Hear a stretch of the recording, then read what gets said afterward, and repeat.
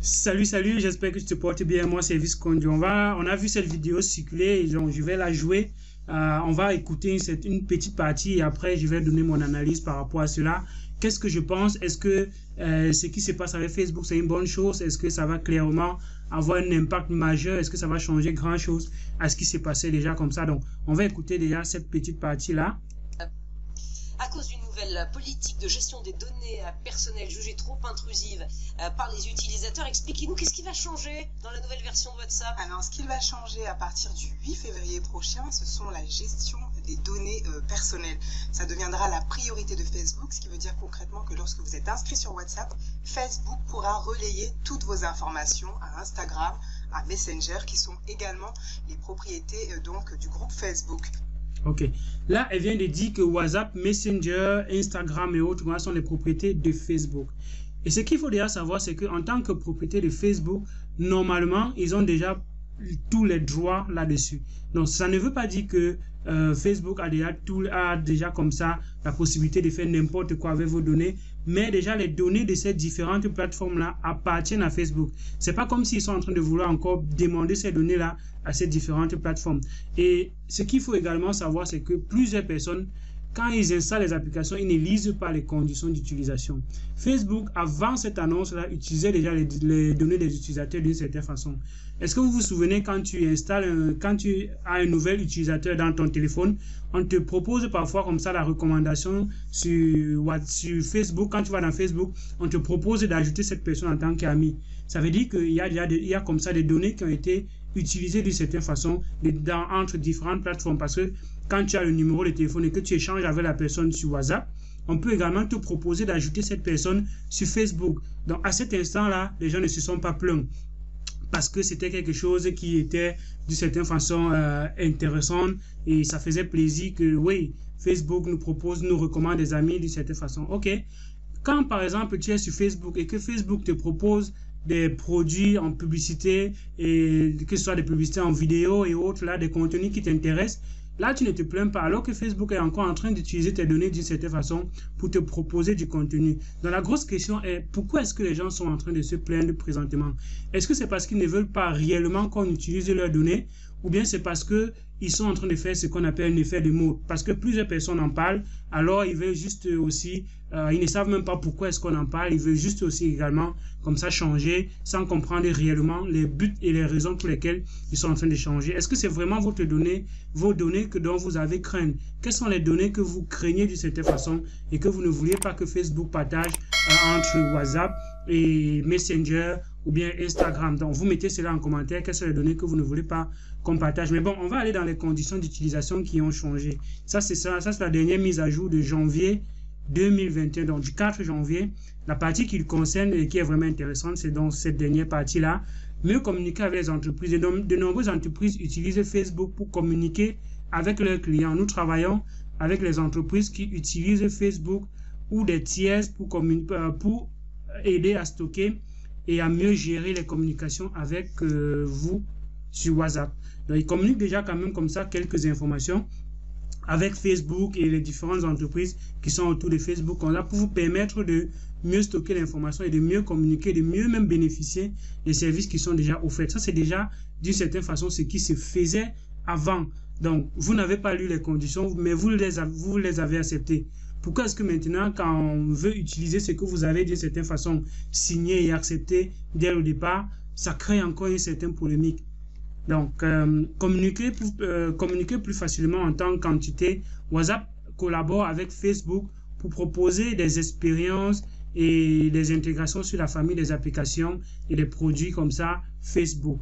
Donc, voilà d'une certaine façon comment est-ce qu'ils vont d'une certaine façon utiliser les données. C'est pour améliorer les services d'une certaine façon et permettre donc comme ça que les données puissent être interchangeables dans l'écosystème de Facebook. Je rappelle encore que WhatsApp est une propriété de Facebook. Donc, on va aller dans les conditions d'utilisation parce que plusieurs personnes, visiblement, n'ont pas pris le temps de lire ces conditions d'utilisation qui sont extrêmement longues. Je vais juste parcourir quelques points comme ça. Votre confidentialité est une importance pour WhatsApp. Donc, ils vous disent clairement que votre confidentialité est quelque chose qui est importante sur WhatsApp. Et c'est pour ça que les données dans WhatsApp sont encryptées. quand vous écrivez un message, WhatsApp lui-même n'a pas la possibilité de lire ce message parce que c'est encrypté directement dans votre téléphone. Et quand ça sort de votre téléphone, c'est directement encrypté. Même quand ça arrive sur les serveurs de WhatsApp, comme ça, le message est déjà encrypté. Et c'est uniquement sur votre téléphone et sur le téléphone de la personne qui reçoit le message que le message peut être décrypté d'une certaine façon, parce qu'il y a une clé qui est liée, qui est unique entre vous deux et qui vous lie. Donc, quand tu envoies quelque chose, c'est la personne qui reçoit le message qui peut décrypter cette information. Donc, si la confidentialité est vraiment quelque chose qui est déjà comme ça importante pour Facebook d'une certaine façon. Mais bon, on va continuer. Il y a encore ce qui est vraiment plus intéressant, c'est comment est-ce qu'on utilise nos données. Donc, ça c'est la politique d'utilisation et c'est vraiment très long de cette façon. Mais on va aller dans la politique d'utilisation de nos données parce que c'est ce qui est en train de faire vraiment un tollé et les gens en parlent vraiment. Pourtant, il y a des conditions d'utilisation qui ont déjà été signées et vous utilisez cela depuis. Il y a une dernière partie dans ceci que je vais d'abord lire avant de revenir sur d'autres parties. Si nous venons à être impliqués dans une fusion, acquisition, restriction, faillite ou vente de toute partie de nos actifs, nous partagerions les informations avec les entités remplaçantes ou aux nouveaux propriétaires résultant de la transaction conformément aux lois et applications sur la protection des données. Ça veut dire que du moment où Facebook a acquis WhatsApp, alors légalement, toutes les données de WhatsApp sont déjà pour Facebook d'une certaine façon parce que c'est de la propriété de Facebook. Donc, ils peuvent donc en faire ce qu'ils ont défini dans les termes et contrats depuis. Donc, logiquement, Facebook a juste peut-être tardé avant de faire un certain nombre de choses avec ces données, mais ces données les appartiennent de façon légale du moment où vous avez décidé d'installer l'application WhatsApp et qu'ils ont déjà acquis l'application WhatsApp. Donc, vous avez accepté cela dès le départ. Et maintenant, pourquoi est-ce que ça crée un problème? Pourquoi ça fait un tollé présentement? Comment est-ce qu'ils vont utiliser les informations présentement?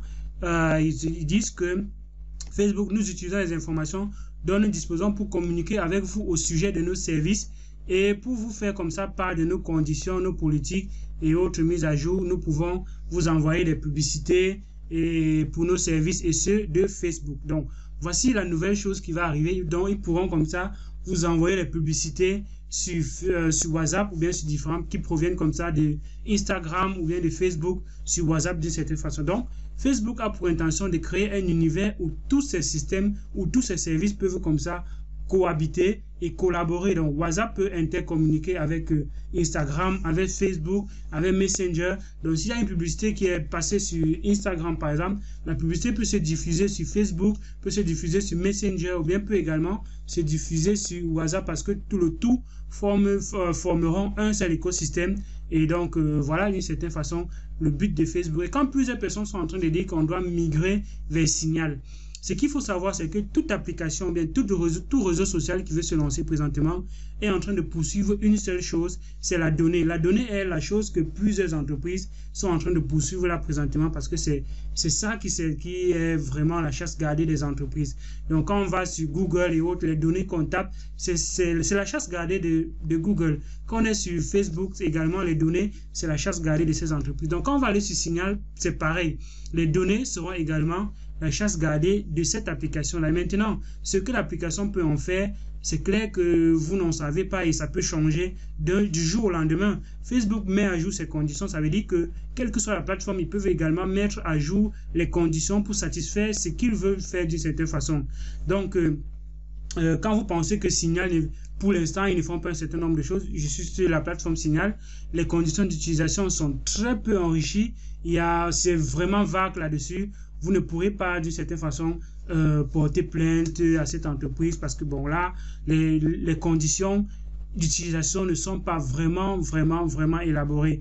Et donc pourquoi est-ce que cette application est en train de prendre le jour? Est-ce que c'est parce que Elon Musk a dit que bon, maintenant il utilise Signal, que tout le monde va utiliser Signal? Est-ce que c'est un effet de mode? Pourquoi est-ce qu'on est en train de migrer vers Signal? Quel est le plus que Signal a et que Facebook n'a pas? Est-ce que c'est l'utilisation de données? Si c'est l'utilisation de données, moi je pense que c'est juste une question de temps parce que plus on grandit, plus on a comme ça une soif de faire des choses et c'est comme ça qu'on peut modifier donc ces thèmes et services et ces conditions d'utilisation. Donc, Signal n'a pas 2 milliards d'utilisateurs comme Facebook.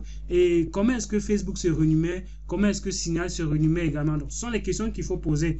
Quand Signal va vouloir se renumérer, comment est-ce qu'ils vont se renumérer si ce n'est de vendre vos données? Donc, quand vous migrez pour aller vers Signal, c'est juste pour un certain temps. Et c'est peut-être le temps qu'il a fallu à Facebook pour arriver à ce qu'ils sont en train de faire présentement. Donc, quitter Facebook, dit qu'on passe sur WhatsApp. Quitter WhatsApp, dit qu'on passe sur Signal. Moi, je pense que c'est juste repousser l'échéance de l'utilisation de ces données en changeant de plateforme.